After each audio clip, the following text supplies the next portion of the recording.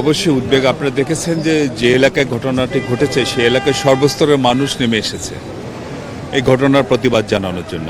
আসলে মুসাব্বির ছেলেটি এলাকায় ভীষণ জনপ্রিয়, সে কমিশনার ইলেকশনও করেছিল এবং প্রচুর ভোটও পেয়েছিল এবং জোর করে তাকে হারিয়ে দেওয়া হয়েছিল। সে মুসাব্বির বিগত স্বৈরাচার বিরোধী আন্দোলনে রাজপথে অত্যন্ত সাহসী একটি ছেলে, অত্যন্ত সিনসিয়ার ছেলের মুভমেন্টে বারবার গ্রেপ্তার হয়েছেন, নানা অত্যাচারের শিকার হয়েছেন, কিন্তু আন্দোলন থেকে পিছপা হয়নি। যখন অনেকেই রাজপথ থেকে পালিয়ে গেছে তখন আমরা দেখেছি মুসাব্বির সাহস নিয়ে রাজপথে মিছিল করেছে। সেরকম একটি ছেলেকে আজকে যখন তাকে গুলি করা হলো এবং যখন জানলাম যে সে আর আমাদের মাঝে নেই, তখন আমরা আসলে বাকরুদ্ধ হয়ে গেছি। কি ভাষায় এর প্রতিবাদ জানাবো জানি না। আমরা শুধু এইটুকু বলবো যে এই ঘটনার পিছনে যারাই আছেন, যারা এই ঘটনাটি ঘটিয়েছে অনতিবিলম্বে তাদের গ্রেপ্তার করা হোক এবং বিচারের আয়তায় আনা হোক। হাদি হত্যাকাণ্ড ঘটলো, তারও কোনো আসামি গ্রেপ্তার হয়নি। আবার কিছুদিনের মধ্যেই বলা যায় 15-20 দিন ব্যবধানে আমরা দেখলাম এরকম একটি ঘটনা। এই ঘটনা সামনে তো নির্বাচন, সামনে একটি নির্বাচন। চট্টগ্রামে আমাদের একজন আপনারা জানেন যে একজনকে হত্যা করা হয়েছে, একজনকে চট্টগ্রামে পল্লবীতে একজনকে হত্যা করা হয়েছে। তারপর হাদিকে জানেন যে ইনকিলাব মঞ্চের নেতা হাদিকে হত্যা করা হলো এবং মুসাব্বিরকে হত্যা করা হলো। এই হত্যাগুলো আসলে আমরা মনে করি যে একটি বিশেষ উদ্দেশ্যকে সামনে নিয়ে করা হচ্ছে, যাতে সামনে যে নির্বাচন সেই নির্বাচনকে যদি বাধাগ্রস্ত করা যায়। এবং যারা জানছে, অনেকে এমনও কাজ করছে যারা জানছে যে সামনে নির্বাচনে তাদের বিজয়ী হওয়ার সম্ভাবনা নেই, তারাও নির্বাচনকে বানচাল করবার জন্যে, বাধাগ্রস্ত করবার জন্য ঘটাতে পারে। এই ঘটনাটি আমরা যতটুকু খোঁজ খবর নিয়েছি, আমরা শুনেছি যে গতকাল একটি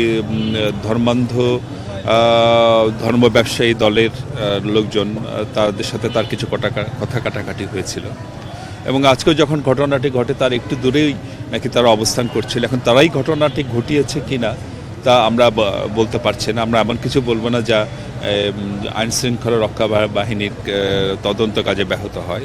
আমরা আশা করব যে তারা ঘটনাটি গভীরে যাবেন এবং এই ঘটনার সাথে যারাই জড়িত তাদের বিরুদ্ধে যেন তারা ব্যবস্থা গ্রহণ করে। সোহেল ভাই, অপারেশন বেবির ভাঙনের দ্বিতীয় ফেজ চলছে। জি, স্বরাষ্ট্র উপদেষ্টা বারবার বলেছেন মহানগরের মতো জায়গায় নির্বাচনী তফসিল ঘোষণা হয়ে গেছে। এই মুহূর্তে এরকম একটি ঘটনা, এটাকে কিভাবে মূল্যায়ন করবেন?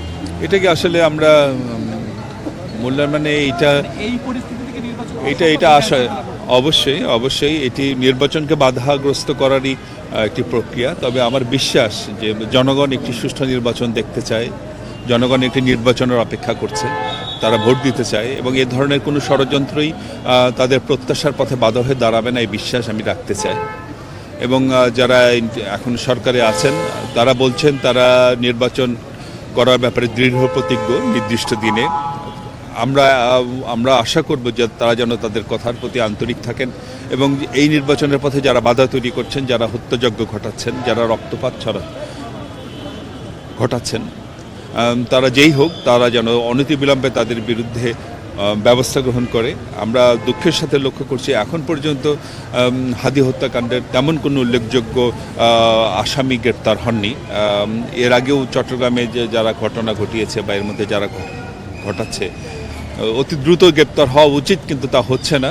আমরা আশা করব যে এই সরকার তাদের ব্যর্থতা থেকে বের হয়ে আসবেন এবং তারা এই ঘটনাগুলোর পিছনে যারা দায়ী তাদের গ্রেপ্তার করে তারা প্রমাণ করবেন যে তারা একটি সুষ্ঠু নির্বাচনের জন্য প্রস্তুত। না, এখানে আমাদের যারা আছেন, এখানে আমাদের যারা দলের স্থানীয় নেতৃবৃন্দ সবাই আছেন, সবাই বলছেন যে তাকে হত্যা করবার মতো এমন কোনো কারণ নাই, তার এমন কোনো শত্রু নাই যে যারা তাকে হত্যা করতে পারে। তাহলে কারা হত্যা করলো, কি উদ্দেশ্য হত্যা করলো, এগুলো বের করার দায়িত্ব আইনশৃঙ্খলা রক্ষাকারী বাহিনীর। আমরা আশা করব যে তারা অতি দ্রুত ব্যবস্থা করবেন। আমরা শুধু কথা শুনতে চাই না, আমরা কাজ দেখতে চাই।